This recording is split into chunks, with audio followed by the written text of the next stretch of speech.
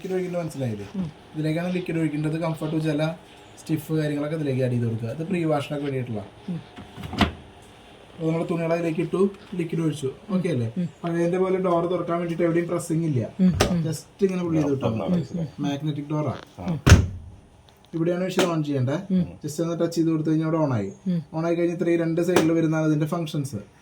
ഈ സൈഡിലെ functions select ചെയ്യാൻ വേണ്ടിയിട്ട് ഇതിൽ ടച്ച് ചെയ്ത് കഴിഞ്ഞിട്ട് ഫംഗ്ഷൻസ് ഇങ്ങനെ മാറിക്കൊണ്ടിരിക്കും. അതിന് ഏതാണോ നമുക്ക് ആവശ്യം എന്നുണ്ടെങ്കിൽ അതിലേക്ക് കൊണ്ടുവന്ന് വെക്കുക, സ്റ്റാർട്ട് കൊടുക്കുക. ഇവിടെയാണ് സ്റ്റാർട്ട് ബട്ടൺ. ഈ സൈഡിലെ ഫംഗ്ഷനാണ് നമുക്ക് ആവശ്യം ഇതുപോലെ നമുക്ക് ഇങ്ങനെ സെലക്ട് ചെയ്ത് കൊടുക്കുക. അത് ഓരോ ഫംഗ്ഷന് ടൈമുകളാണ്. നമുക്ക് ഏത് ഫംഗ്ഷനാണ് വേണ്ടി അതിലേക്ക് വെക്കുക, ഇവിടെ സ്റ്റാർട്ട് കൊടുക്കുക. ഓക്കെ അല്ലേ? ഈ സൈഡിലെ ഫസ്റ്റത്തെ ഫംഗ്ഷൻ എന്ന് പറയുന്നത് മിക്സഡ് ഡെയിലി ആണ്. മിക്സഡ് ഡെയിലി എന്ന് വെച്ച് കഴിഞ്ഞാൽ കോട്ടനും പോളിസ്റ്ററും ആയിട്ടുള്ള എല്ലാ വിധത്തിലുള്ള വസ്ത്രങ്ങളും വാഷ് ചെയ്തെടുക്കാനുള്ള ഓപ്ഷനാണ് മിക്സഡ് ഡെയിലി. അതാണ് നമുക്ക് ആവശ്യം എന്നുണ്ടെങ്കിൽ അതിലേക്ക് ഇടാൻ സ്റ്റാർട്ട് കൊടുക്കുക. അടുത്ത ഓപ്ഷൻ കോട്ടൺ. കോട്ടന്റെ വസ്ത്രങ്ങൾ സെപ്പറേറ്റ് വാഷ് ചെയ്തെടുക്കാൻ വേണ്ടിയിട്ടുള്ള ഓപ്ഷനാണ് കോട്ടൺ എന്ന് പറയുന്നത്. വൈറ്റ് ഡ്രസ് കാര്യങ്ങളൊക്കെ ഇല്ലേ, അതുപോലെ തന്നെ ബെഡ്ഷീറ്റ് ഒക്കെ കഴുകുക. സിന്തറ്റിക് പോളിസ്റ്റർ വസ്ത്രങ്ങളൊക്കെ സെപ്പറേറ്റ് വാഷ് ചെയ്തെടുക്കാനുള്ള ഓപ്ഷനാണ് അത്. ഇത് ബേബി വെയർ, കുട്ടികളുടെ വസ്ത്രങ്ങൾ സെപ്പറേറ്റ്. അതിലൊക്കെ യൂറിനായിട്ടുള്ള വസ്ത്രങ്ങൾ ഉണ്ടാവും, അണുക്കൾ കാര്യങ്ങളൊക്കെ ഉണ്ടാവും. അതൊക്കെ 60 ഡിഗ്രി ചുടുവെള്ളത്തിലാണ് വാഷ് ചെയ്യുക. റീഫ്രഷ്, നമ്മൾ കുറച്ച് കാലമായിട്ട് യൂസ് ചെയ്യാതിരിക്കുന്ന വസ്ത്രങ്ങളൊക്കെ ഇല്ലേ, ബാഡ് സ്മെല്ല് കാര്യങ്ങളൊക്കെ വന്നിട്ടുള്ള റീഫ്രഷ് ചെയ്തെടുക്കാൻ വേണ്ടിയിട്ടുള്ള ഓപ്ഷനാണ് ഈ ഒരു ഓപ്ഷൻ എന്ന് പറയുന്നത്. ഈ സൈഡിലെന്ന് വെച്ചാൽ IFB, നമുക്ക് ആപ്പ് ഇൻസ്റ്റാൾ ചെയ്ത് വഴി ആപ്പ് വഴി പ്രോഗ്രാം ചെയ്യാൻ വേണ്ടിയിട്ടുള്ളതാണ്. അടുത്ത എക്സ്പ്രസ് 15, 15 മിനിറ്റിൻ്റെ ഉള്ളിൽ വാഷ് ചെയ്ത് ഒരു പിന്നെ ഉണക്കിയെടുക്കുന്ന ഓപ്ഷനാണ് എക്സ്പ്രസ് 15 എന്ന് പറയുന്നത്.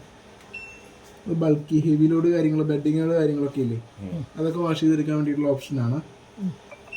ക്രാഡിൽ വാഷ്, വളരെ മൃദുവായ വസ്ത്രങ്ങൾ, കല്ല് വെച്ച വസ്ത്രങ്ങളൊക്കെ ഇല്ലേ, അത് വാഷ് ചെയ്തെടുക്കാൻ വേണ്ടിയിട്ട്. എന്താ വെച്ചാൽ സ്പീഡിൽ തിരിയില്ല, ജസ്റ്റ് ഇങ്ങനെ ഒരു ഹാഫ് ഡേ മാത്രമേ ഉണ്ടാവുള്ളൂ.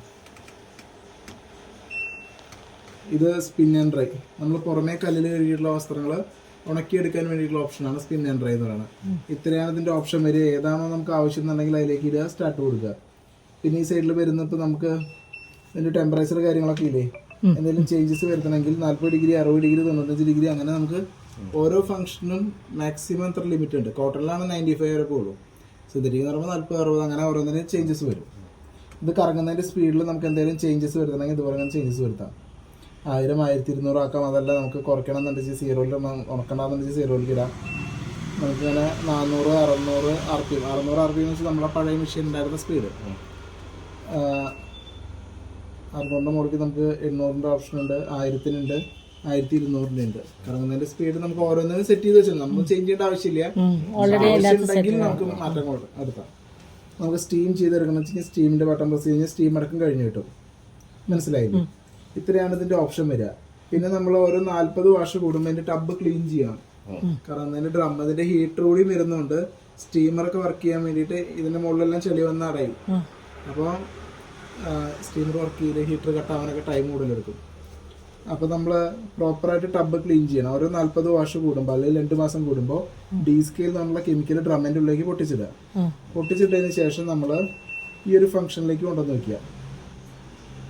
സ്പിൻ ആൻഡ് ഡ്രൈ ഇല്ലേ, അതിലേക്ക് കൊണ്ടുവന്ന് വെച്ചതിന് ശേഷം ടെമ്പറേച്ചറിന്റെ ബട്ടൺ ഇങ്ങനെ പ്രസ് ചെയ്ത് പിടിക്കുക. അപ്പോൾ അവിടെ ഇങ്ങനെ ടപ്പ് ക്ലീൻ എഴുതി കാണിക്കും. എന്നിട്ട് സ്റ്റാർട്ട് കൊടുക്കുക. ഓരോ 40 വാഷ് കൂടുമ്പോൾ ചെയ്യണം. 40 വാഷ് അല്ലെങ്കിൽ 2 മാസത്തിൽ ഒരിക്കൽ ടബ് ക്ലീൻ ചെയ്യണം. എന്താ വെച്ചാൽ ഈ ഡ്രമ്മിന്റെ ഒക്കെ ബാക്കില് ചെറിയ കാര്യങ്ങളെല്ലാം വന്നിരിക്കും. അപ്പൊ അതിന്റെ ഹീറ്ററൊക്കെ അതിന്റെ അടിയിലായിരിക്കണം. ഹീറ്ററിന്റെ മുകളിലെല്ലാം വന്ന് പറ്റി പിടിച്ചിരിക്കും.